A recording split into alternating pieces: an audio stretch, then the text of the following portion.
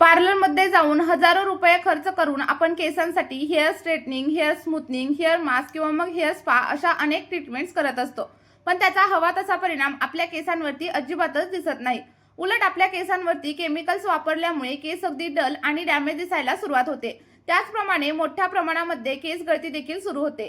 त्यामुळे आज मी तुम्हाला पार्लरपेक्षाही जास्त प्रभावी असा एक हेअर केअर रुटीन सांगणार आहे, ज्यामुळे तुमचे केस अगदी सिल्की, स्मूथ आणि शायनी होण्यासाठी हेल्प होणार आहे। त्यामुळे तुम्ही आपला हा video step by step skip न करता शेवटपर्यंत नक्की बघा। आणि सोबतच जर चॅनलवरती तुम्ही पहिल्यांदाच व्हिजिट करत असाल तर चॅनलला सबस्क्राइब करा आणि व्हिडिओला एक लाईक देखील नक्कीच करा। आणि सोबतच तुम्ही आपला हा व्हिडिओ कोणत्या गावामधून किंवा मग कोणत्या शहरामधून पाहताय हे देखील मला कमेंटमध्ये नक्की सांगा।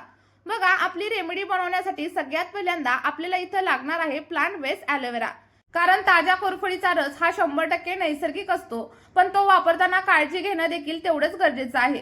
बघा, इथं मी एक ताजं असं कोरफडीचं पान कापून घेतलेलं आहे आणि या पानामधून एक पिवळा असा रस बाहेर निघतो, जो आपल्या त्वचेसाठी आणि सोबतच आपल्या केसांसाठी हानिकारक असतो। त्यामुळे कधीही कोरफड थेट केसांवरती अप्लाय करू नका आणि त्वचेवरती देखील लावू नका। कोरफड वापरण्यापूर्वी आपल्याला पान स्वच्छ असं धुवून घ्यायचं आहे, कारण याच्यावरती खूप जास्त प्रमाणावरती धूळ आणि माती जमा झालेली असते।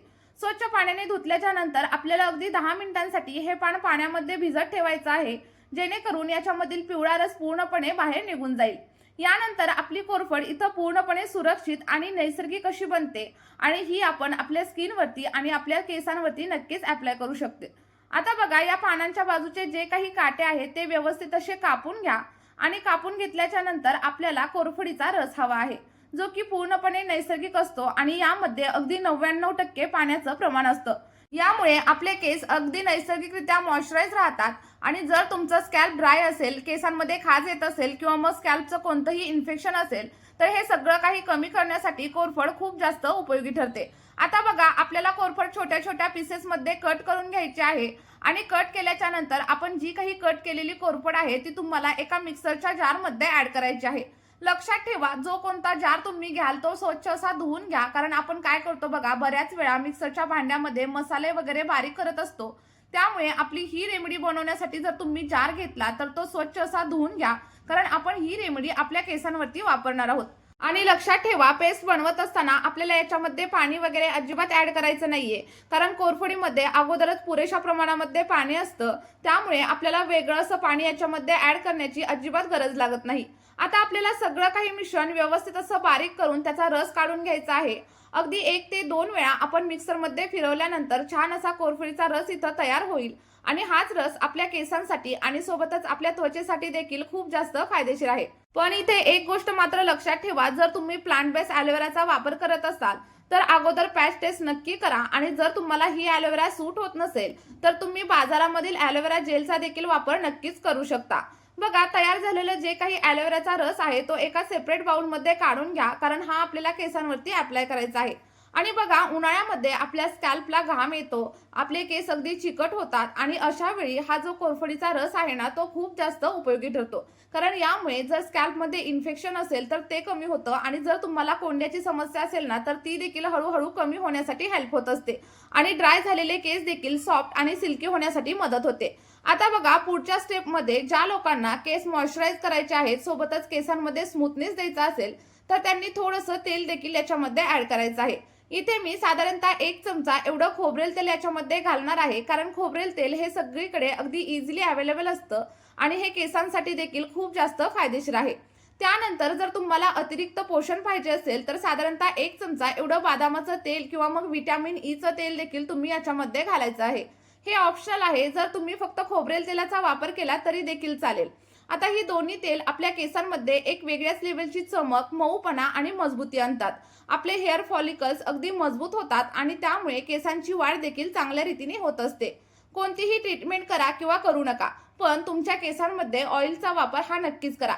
रोज करू नका, पण आठवड्यातून किमान 2 वेळा तेल हे केसांवरती नक्की अप्लाय करा। बघा, आता हे सगळं काही मिश्रण व्यवस्थित असं मिक्स करून घ्या, जेणेकरून आपले सगळे काही घटक एकमेकांमध्ये मिक्स होतील आणि त्यामुळे त्याचे सगळे काही फायदे आपल्या स्कॅल्पला आणि सोबतच केसांच्या मुळांना मिळतील। आता हा आपला तयार झालेला हेअर मास्क तुम्ही अगदी एका आठवड्यासाठी फ्रीजमध्ये देखील स्टोअर करून ठेवू शकता, पण मी तुम्हाला सजेस्ट करेल की तुम्ही ताजं बनवा आणि ताजंच केसांवरती अप्लाय करा। असं केल्यामुळे याच्यामधील पोषक तत्व तुमच्या केसांमध्ये जातात आणि केस अगदी झपाट्याने वाढण्यासाठी सुरुवात होते। बघा, आता आपला पॅक तर इथं रेडी झालाय, पण हा कशा प्रकारे अप्लाय करायचा हे पाहणं देखील तेवढंच महत्त्वाचं आहे। हा मास्क केसांमध्ये लावण्यापूर्वी तुम्हाला केसांचा गुंता काढून घ्यायचा आहे, केस अगदी डिटँगल करायचे आहेत। यामुळे आपल्याला मास्क लावणं अगदी सोपं जाईल। बघा, छोटे छोटे पार्टिशन करा आणि केसांमध्ये मास्क अप्लाय करा। सगळ्यात पहिल्यांदा तुम्हाला केसांच्या लेंथवरती मास्क अप्लाय करायचा आहे आणि त्यानंतर जर शिल्लक राहिला तर केसांच्या मुळांमध्ये अप्लाय करा। आणि केस धुण्याच्या अगोदर जर तुम्ही हा मास्क केसांवरती लावला तर केसांमधील ब्लड सर्क्युलेशन सुधारतं, केस अगदी मजबूत होतात आणि त्यामुळे तुमची केस गळती देखील कमी होण्यासाठी हेल्प होईल। हा मास्क साधारणतः अर्धा तास किंवा मग 1 तास केसांवरती असाच राहू द्या आणि त्यानंतर अगदी माइल्ड शॅम्पूने आणि सोबतच थंड पाण्याने हेअर वॉश करा। लक्षात ठेवा, हेअर वॉश करताना कधीही गरम पाण्याचा वापर करू नका, अगदी थंड पाण्याने किंवा मग कोमट पाण्यानेच हेअर वॉश करा। जर तुम्ही गरम पाण्याचा वापर केसांवरती केला तर केस अगदी जास्त प्रमाणावरती ड्राय होतात, कोरडे होतात आणि सोबतच तुम्हाला स्प्लिट एंडची समस्या देखील नक्कीच जाणवू शकते। आणि जेव्हा तुम्ही आपला हा पॅक वापराल ना, तेव्हा पहिल्याच वापरामध्ये तुमचे केस अगदी मऊ होतील आणि चमकदार दिसायला सुरुवात होतील। जर तुम्हाला स्प्लिट एंडची समस्या असेल तर ती अगदी 2 ते 3 वापरांमध्येच हळूहळू कमी झालेली तुम्हाला पाहायला मिळेल। ही आपली अतिशय साधी आणि प्रभावी अशी होम रेमेडी तुम्ही देखील नक्की ट्राय करून बघा। तुम्हाला जे काही अनुभव भेटतील ते कमेंटमध्ये माझ्यासोबत शेअर करायला अजिबात विसरू नका आणि सोबतच आपली ही रेमेडी तुमच्या अशा मित्रपरिवारासोबत शेअर करा ज्या लोकांना केसांच्या खूप जास्त समस्या जाणवत असतील।